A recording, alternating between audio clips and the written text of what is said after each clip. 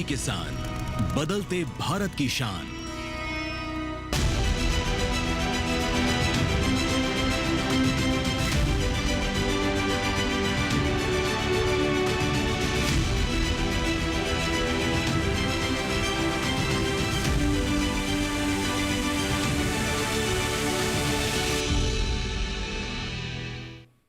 नमस्कार, दूरदर्शन किसान में आपका स्वागत है। मैं हूं सुरेश मनचंदा और आप देख रहे हैं अपना पसंदीदा प्रोग्राम अपना कमोडिटी एक्सपर्ट। अपना कमोडिटी एक्सपर्ट का आज का ये जो एपिसोड है कुछ मायने रखता है, विशेष मायने रखता है, क्योंकि आज हम पर्टिकुलर एक कमोडिटी की बात नहीं करेंगे, हम पूरे एग्रीकल्चर सिनेरियो की बात करेंगे।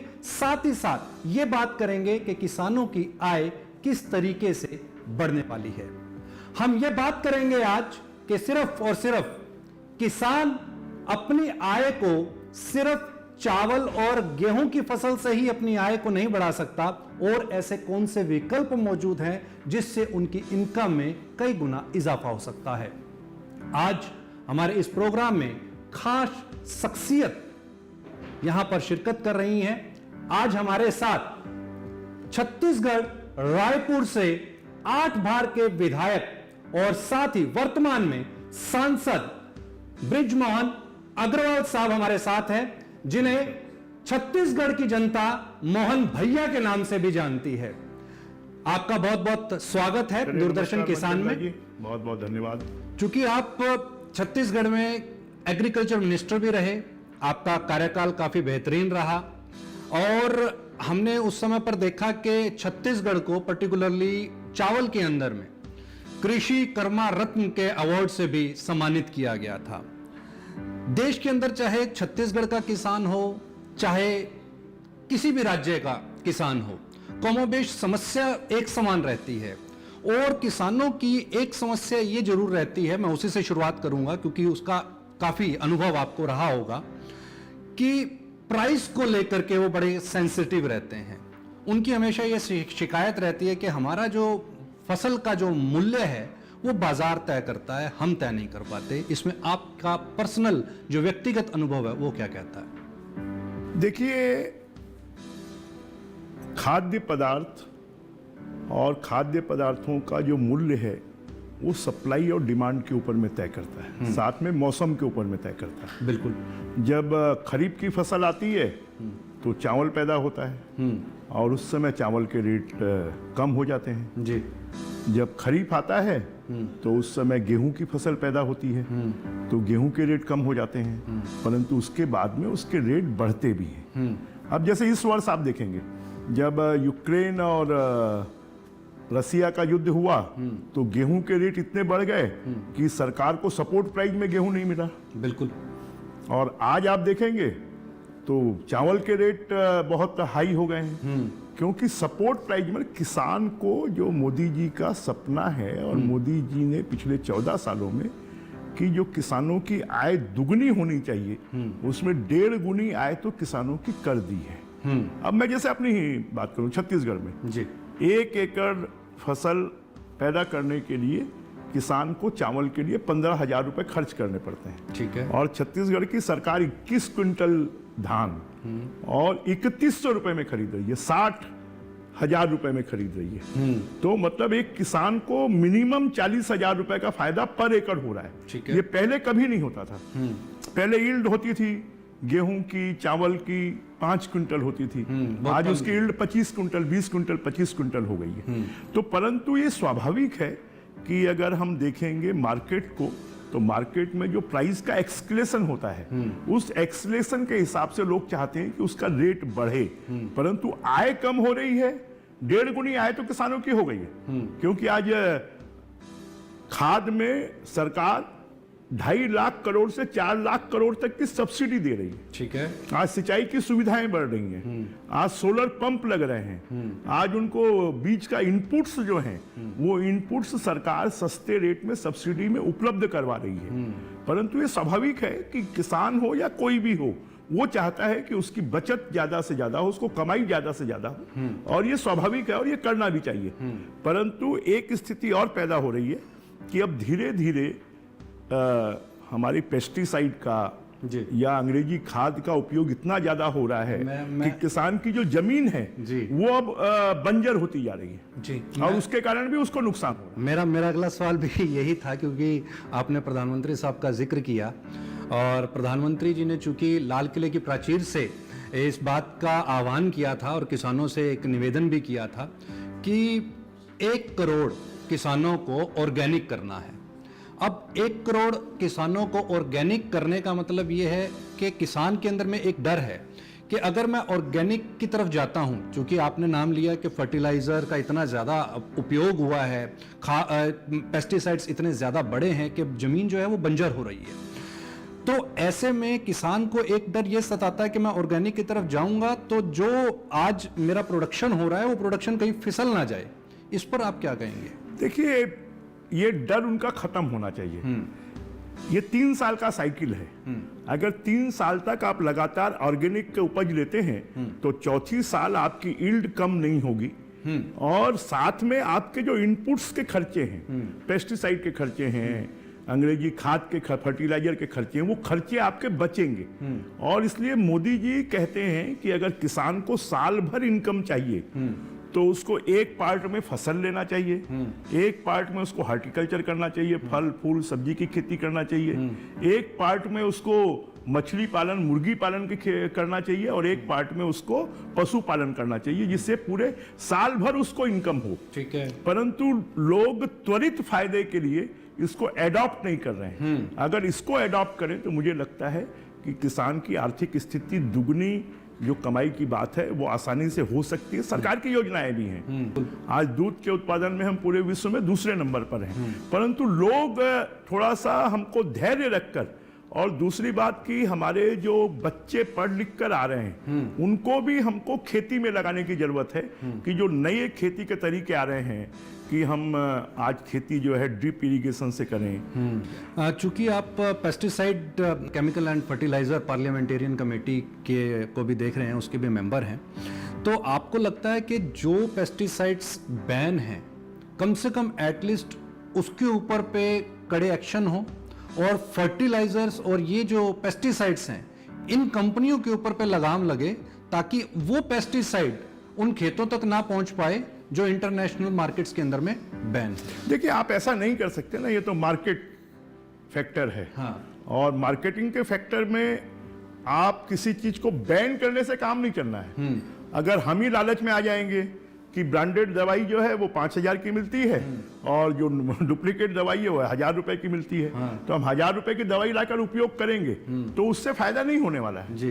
तो हमारे एग्रीकल्चर डिपार्टमेंट के द्वारा कौन कौन सी ऑर्गेनिक चीजें हैं, किस फर्टिलाइजर में क्या क्या कंटेंट्स हैं, किस पेस्टिसाइड में क्या क्या कंटेंट्स हैं, इन सब चीजों को हमको भी मार्केट के साथ में अपने आप को भी उसके लिए तैयार करना पड़ेगा। हम तैयार हो जाएंगे तो इस समस्या का समाधान हो जाएगा। और वक्त हो गया यहाँ पर एक ब्रेक का। ब्रेक के तुरंत बाद लौटेंगे, चर्चा जारी है और काफी अहम जानकारियां जो हैं वो आपके साथ साझा हो रही हैं। आज देश का किसान बढ़ा रहा है कृषि आधारित उद्योग की ओर कदम। उसकी इस यात्रा में साथ है SBI का agri and food enterprise loan.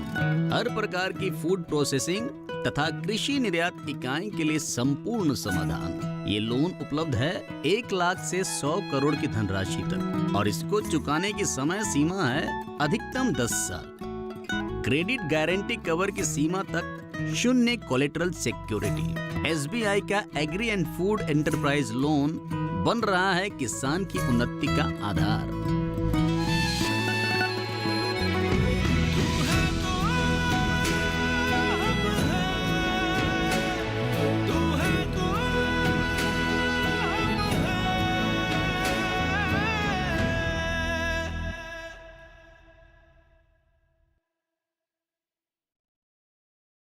देखो जी, आज मेरा बर्थडे है और इस घर का भी। माँ कहती है तेरे जन्म से पहले हम कच्ची झुग्गी में रहते थे। मुझे तो पता ही नहीं कच्ची झुग्गी होती कैसी है। इस नए भारत ने बचपन से ही सुरक्षित घर परिवार देखा है। इसी मजबूत नींव पर हम बनाएंगे विकसित भारत।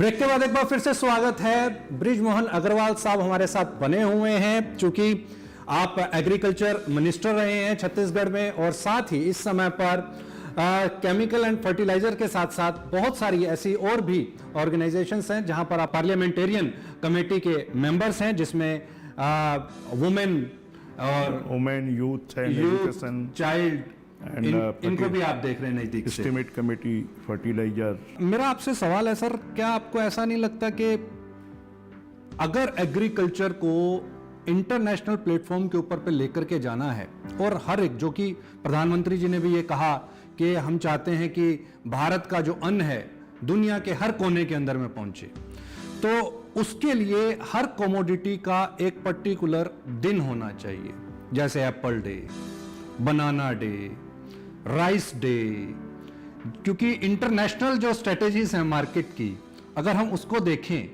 तो उन्होंने जिस तरीके से यहां पर आकर के मदर्स डे, फादर्स डे को पॉपुलर किया और अपने सामान बेचे, तो क्या उससे लगता नहीं कि भारत के जो एग्रीकल्चरल प्रोड्यूस हैं उनकी डिमांड इंटरनेशनली मार्केट के अंदर और डोमेस्टिक मार्केट के अंदर में इंक्रीज हो सकती है? चूंकि छत्तीसगढ़ अगर मिलेट डे मनाया जाए और मिलेट्स को अगर पॉपुलर किया जाए इस चीज को लेकर के, तो छत्तीसगढ़ उसके अंदर में एक बहुत बड़ी अहम भूमिका निभा सकता है। देखिए, डे आप मना सकते हैं, हाँ। परंतु जो रेगुलर काम करने वाले लोग हैं, अब हम आज कहेंगे कि रोज डे, तो रोज तो आजकल 12 महीना पैदा होने लगा है। मार्केट में भी 12 महीना, कभी जन्मदिन में लगता है, कभी शादी की सालगिरह में लगता है, कभी शादी में लगता है।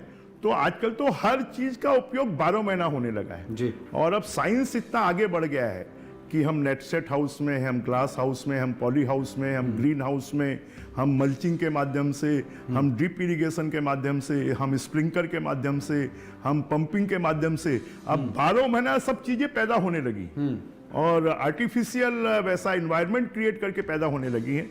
इसलिए मुझे लगता है जो क्वांटिटी है वो क्वालिटी में पैदा करने की कोशिश होना चाहिए। तो प्रयोगों को, जो अच्छे प्रयोग हैं जिनके माध्यम से हमारी खेती को बढ़ावा मिल सकता है, ऐसे प्रयोगों को जमीन पर उतारना और नीचे तक पहुंचाना।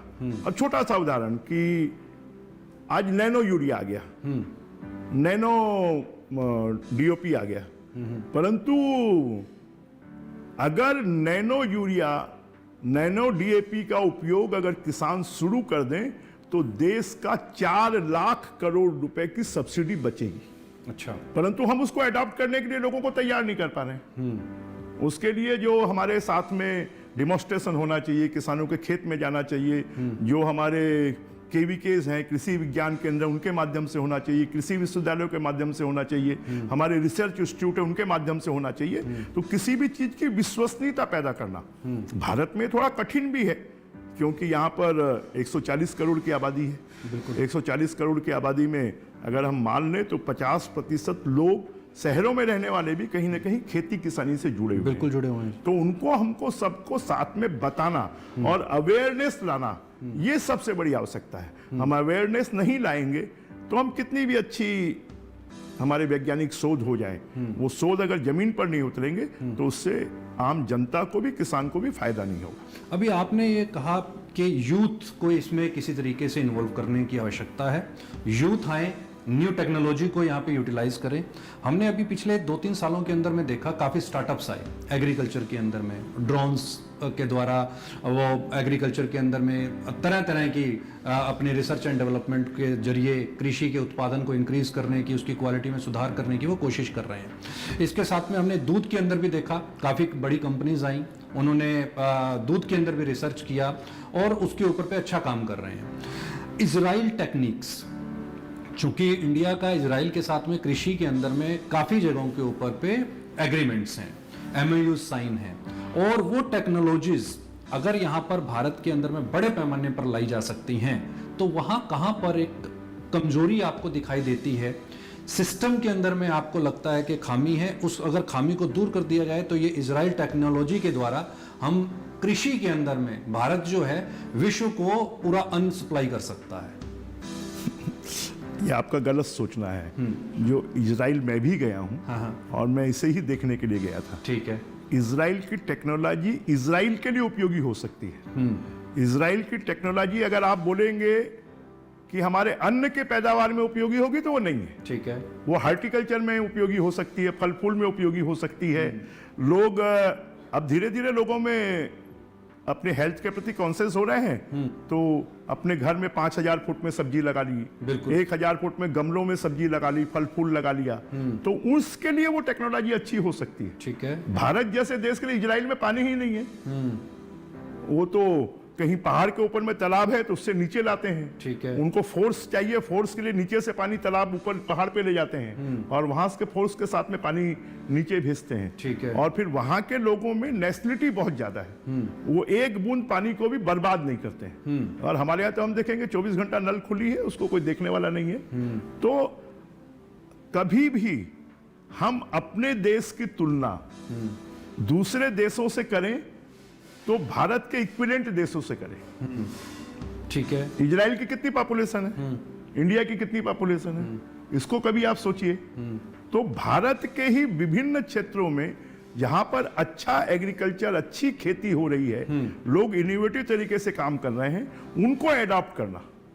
अब भारत में हम कई ये स्वामीनाथन कमेटी की रिपोर्ट आई, उस रिपोर्ट को हमने लागू किया।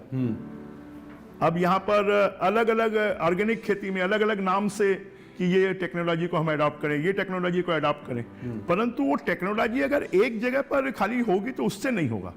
उस टेक्नोलॉजी को जब तक व्यापक स्तर पर, अगर आपके यहाँ 50 करोड़ किसान हैं, 50 करोड़ में 1 करोड़ किसान तो अडॉप्ट करें। बिल्कुल ठीक। जिस दिन 1 करोड़ किसान अडॉप्ट करेंगे उस दिन 50 करोड़ अडॉप्ट कर लेंगे।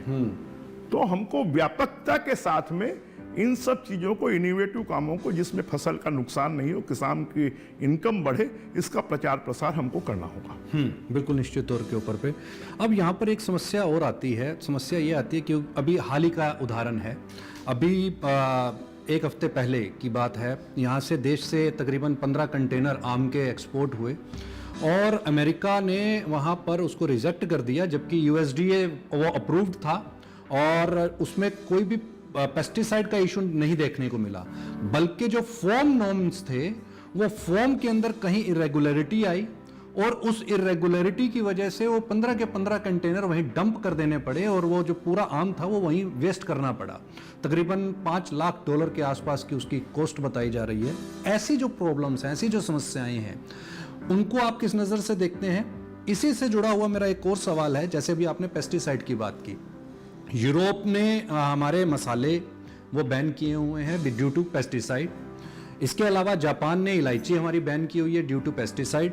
इसके अलावा चावल को लेकर के पिछले 2 सालों से काफ़ी यूरोपियन कंट्रीज़ के नॉर्म्स जो हैं वो बड़े कठोर आए, चूँकि आप छत्तीसगढ़ से आते हैं और 70% तो वहाँ पे चावल ही होता है और वो भी एक्सपोर्ट होता है।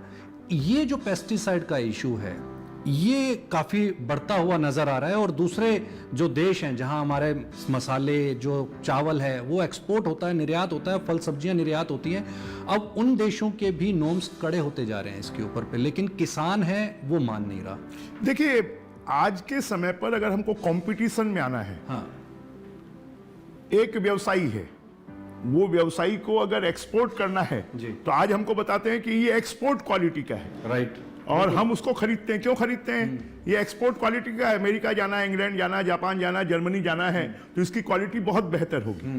तो हमारे किसान को भी एक्सपोर्ट करने के लिए और अपनी आय बढ़ाने के लिए जो एक्सपोर्ट करने के जो नॉर्म्स हैं, उन नॉर्म्स को हमको फॉलो करना पड़ेगा जी। अगर हम नॉर्म्स को फॉलो नहीं करेंगे, अगर हम मेहनत नहीं करेंगे, अगर हमारी एजेंसियां हैं, आज तो हिंदुस्तान में मोदी जी ने मिट्टी सॉइल हेल्थ कार्ड लोगों के बना दिए, बिल्कुल, पर किसान ने एक बार बनवा लिया, दोबारा कभी वो अपनी सॉइल को टेस्ट करवाने नहीं जाता है।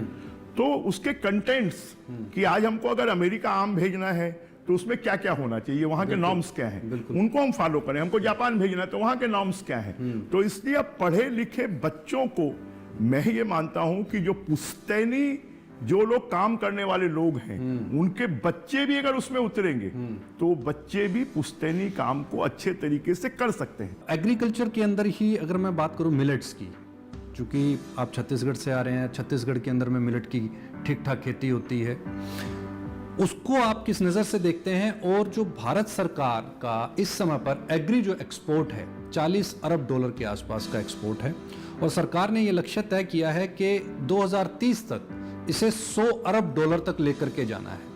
चैलेंजेस अभी हम लोगों ने डिस्कस किए, पेस्टिसाइड का एक चैलेंज है, इंटरनेशनल मार्केट्स, इंटरनेशनल स्टैंडर्ड्स के हिसाब से।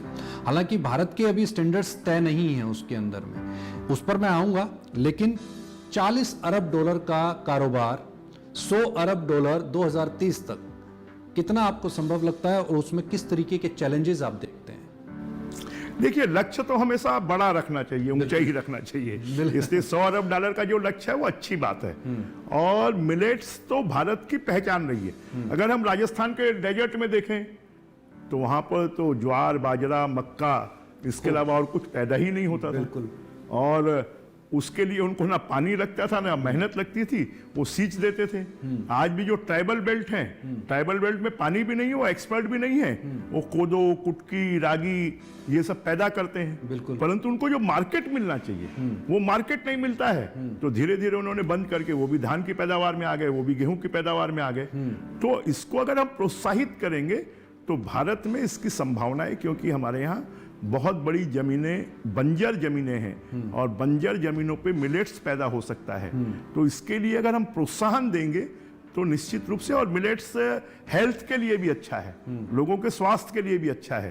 क्योंकि हम देखेंगे कि आज हिंदुस्तान की लगभग 25% आबादी जो है वो कहीं डायबिटीज से, कहीं ब्लड प्रेशर से, कहीं थायराइड से ग्रसित है। तो इन सब चीज़ों से मुक्ति पाना है तो मिलेट्स सबसे उपयोगी हो सकता है। और भारत की आबो हवा और भारत का एटमॉस्फेयर उसके लायक है। तो हम मिलेट्स के माध्यम से जो 100 अरब की हमारी इकोनॉमी निर्यात के लिए है वो उसको हम प्राप्त कर सकते हैं। वक्त हो गया यहाँ पर एक छोटे से ब्रेक का। ब्रेक के तुरंत बाद लौटते हैं। तीनों कॉलेज में डोंट वरी। फीस तो देखो। क्या हाल है? क्या हुआ? हाँ, फीस की टेंशन। राहुल का बैंक अकाउंट तो है ही, रास्ता क्लियर। बैंक से जरूरत भर के हिसाब से स्टूडेंट एजुकेशन लोन इजीली मिलेगा और उसमें भी 4 लाख रुपए तक, नो कोलैटरल। वो कहाँ है? मिठाई। आरबीआई कहता है करो से ही शुरुआत, बनो फाइनेंशियली स्मार्ट। ब्रेक के बाद एक बार फिर से स्वागत है। अग्रवाल साहब, चूंकि ब्रेक से पहले हमने विकसित भारत की यहाँ पर बात चर्चा की, विकसित भारत 2047, इसमें एग्रीकल्चर का आप कंट्रीब्यूशन क्या मानते हैं और किसानों की भागीदारी को किस तरीके से इसमें सुनिश्चित किया जाए, उसको लेकर के सरकार का रोड मैप क्या? 2047 तक विकसित भारत बने, उसमें एक अहम रोल हमारी एग्रीकल्चर का, हमारी कृषि का भी होगा। और वो इसलिए होगा कि आज हम तिलहन के मामले में सेल्फ सफिशिएंट नहीं है, हम दलहन के मामले में सेल्फ सफिशिएंट नहीं है, और बहुत सारी चीज़ें ऐसी हैं जो हमारे देश में पैदा नहीं होती हैं या निर्मित नहीं होती हैं। तो अगर उन सब चीज़ों के मामले में हम, अब सेमीकंडक्टर हमारे यहाँ लगने शुरू हो रहे हैं। हमारे यहाँ अभी तक मोबाइल की बैटरी या हमारे जितने ये ईवी वैन्स आ रहे हैं उसकी बैटरी जो थी वो लिथियम हमारे यहाँ नहीं था। अब हमारे छत्तीसगढ़ में ही लिथियम मिल गया है। ठीक है। कश्मीर में लिथियम मिल गया है, उसके टेंडर हो गए हैं, खुदाई शुरू होने वाली है। तो ये विकसित भारत की तरफ जाने का रास्ता है। और एग्रीकल्चर, आज हमारी देश की इनकम में एग्रीकल्चर का परसेंटेज 16% है। अगर ये हम 25% तक ले जाते हैं तो ये एग्रीकल्चर के विकास के लिए भी बड़ी बात होगी और ये देश को विकसित भारत 2047 तक बनाने के लिए भी बड़ी बात होगी। आवश्यकता इस बात की है कि हमारे गांव में रहने वाले लोग जो शहरों की तरफ पलायन कर रहे हैं, हमारे किसानों के बच्चे जो सरकारी नौकरी के पीछे भाग रहे हैं, उनको सबको कि आपका अगर असली ठिकाना है तो आपका अपना गांव है, आपकी अपनी खेती है, आप नए तरीके से खेती करिए, आप उन्नत तरीके से खेती करिए, आप पशुपालन भी करिए, आप मछली पालन भी करिए, आप मुर्गी पालन भी करिए और आप हार्टिकल्चर भी करिए, फल फूल की खेती भी करिए। तो पुश्तैनी कामों में अगर हमारी फिर से हमारे देश की युवा पीढ़ी को लगाया जाए तो मुझे लगता है कि 2047 में विकसित भारत का जो लक्ष्य है उसको प्राप्त करने में कोई परेशानी नहीं होगी। मार्केटिंग के लिए जो चैलेंज जो आ रहा है वो इंटरनेशनल मार्केट की अगर हम बात करते हैं तो वहाँ पे एक्सपोर्ट्स को लेकर के एक चैलेंज ये आता है कि जब एमआरएल्स जो उनके विदेश के जो सेट हैं, चाहे यूरोपियन कंट्रीज़ ने सेट किए हैं, यूएई ने सेट किए हैं, अमेरिका ने सेट किए हैं, भारत के इस तरीके के कोई स्टैंडर्ड्स अभी सेट नहीं हैं। एक चैलेंज इसके अंदर में सबसे बड़ा ये आता है कि भारत का सामान जब विदेशी धरती पर लैंड करता है तो वहां पर उसकी टेस्टिंग्स होती हैं बाकायदा, और उसको किसी भी कारण से रिजेक्ट कर दिया जाता है, चाहे उसकी क्वालिटी बहुत अच्छी हो।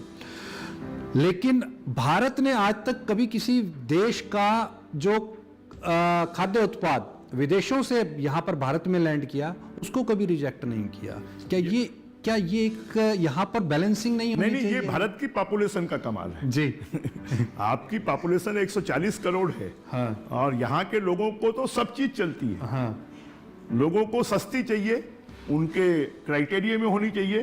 तो आप बहुत सारी चीजें जो आप बोल रहे हैं ना, कुछ जरूरत नहीं है। हाँ। जैसे फार्मर प्रोड्यूस ऑर्गेनाइजेशन बनाने का मोदी जी ने कहा कि पूरे देश में 1 लाख फार्मर प्रोड्यूस ऑर्गेनाइजेशन बनने चाहिए। बिल्कुल। अगर पीएफओ बन जाए, पीएफओ बन के कि हमको अमेरिका एक्सपोर्ट करना है तो वहां के नॉर्म्स क्या है उसके अनुसार हम पैदावार करें। हमको इंग्लैंड करना है, वहां के नॉर्म्स क्या है उसके अनुसार हम पैदावार करें। तो समस्या है तो उसका समाधान भी है, परंतु समाधान की तरफ हमको जाना पड़ेगा। खाली समस्याओं के रोना रोने से काम नहीं चलने वाला है। यही नया भारत है, यही विकसित भारत है। तो एजुकेशन, किसानों को एजुकेशन देने में कहां पर दिक्कत आ रही है? देश में 1000-2000 लोग भी किसानों के अवेयरनेस में ठीक तरीके से काम करें, ईमानदारी के साथ में काम करें, सेवा के रूप में काम करें, तो मुझे लगता है कि खेती का जो काम है वो घाटे का सौदा नहीं, वो मुनाफे का सौदा होगा। मिलेट्स का बोर्ड बनने से क्या छत्तीसगढ़ के किसानों को कोई फायदा मिलेगा? देखिए, आने वाले समय पर निश्चित रूप से, देखिए कोई भी ऑर्गेनाइजेशन बनता है, ऑर्गेनाइजेशन का बनना मतलब ऑर्गेनाइज होना, और कोई भी ऑर्गेनाइज ताकत जो होती है वो अपने लिए बेनिफिट ले सकती है। क्योंकि आज बनना चाहिए छत्तीसगढ़ में बोर्ड? नहीं, बनना चाहिए, सब जगह बनना चाहिए, पूरे देश में बनना चाहिए। और उसके लिए मार्केटिंग की स्थिति पैदा होना चाहिए, उसके लिए इनपुट्स हमको डेवलप करना चाहिए। कोई ऐसी बात जो आपको लगता है कि देश के किसानों को हमें पहुंचानी चाहिए? मैं देश के किसानों से, कि देश के किसानों का सौभाग्य है कि उन्हें वर्तमान में नरेंद्र मोदी जी जैसे प्रधानमंत्री मिले हैं। आज कृषि मंत्री एक किसान का बेटा जो एक मुख्यमंत्री रहा है, शिवराज सिंह जैसे किसान के बेटे कृषि मंत्री मिले हैं।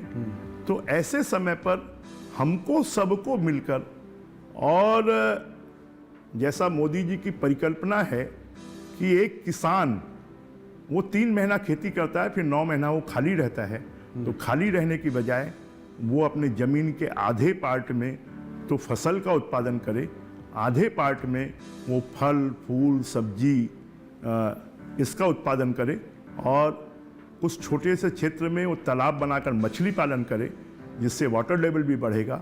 वो मुर्गी पालन करे, वो उसके साथ में पशु पालन करे, तो पूरे साल भर कभी उसको फ्रूट से इनकम होगी, कभी उसको फल से, कभी उसको फूल से इनकम होगी, कभी उसको लकड़ी से इनकम होगी, कभी उसको दूध से इनकम होगी, कभी उसको मछली से इनकम होगी।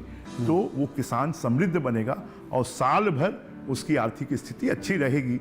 इस दिशा में हमारे किसानों को आगे बढ़ना चाहिए और सरकार की योजनाओं का फायदा लेना चाहिए। हम सिर्फ गेहूं, मक्का या हम चावल के पीछे नहीं भागें। हम देश को सेल्फ सस्टेन बनाना है, तो हम तिलहन की पैदावार भी करें, हम दलहन की पैदावार भी करें। अगर हम इस प्रकार की खेती करते हैं तो हम भारत को भी सशक्त बनाएंगे, अपने आप को भी सशक्त बनाएंगे, और देश का किसान भी सशक्त बनेगा। बिल्कुल। और आने वाले समय पर भारत, जैसा किसी जमाने में भारत विश्व गुरु होता था, सोने की चिड़िया होता था, तो फिर से भारत मोदी जी के नेतृत्व में विश्व गुरु की तरफ बढ़ रहा है। बहुत बहुत धन्यवाद, आपने बड़ी नमस्कार। बेबाकी के साथ आपको भी सभी धन्यवाद। सवालों के जवाब दिए, इसके लिए आपका बहुत बहुत आपको भी बहुत बहुत धन्यवाद। अपना कमोडिटी एक्सपर्ट के इस एपिसोड में फिलहाल के लिए इतना ही, लेकिन कहीं मत जाइए, देखते रहिए दूरदर्शन किसान।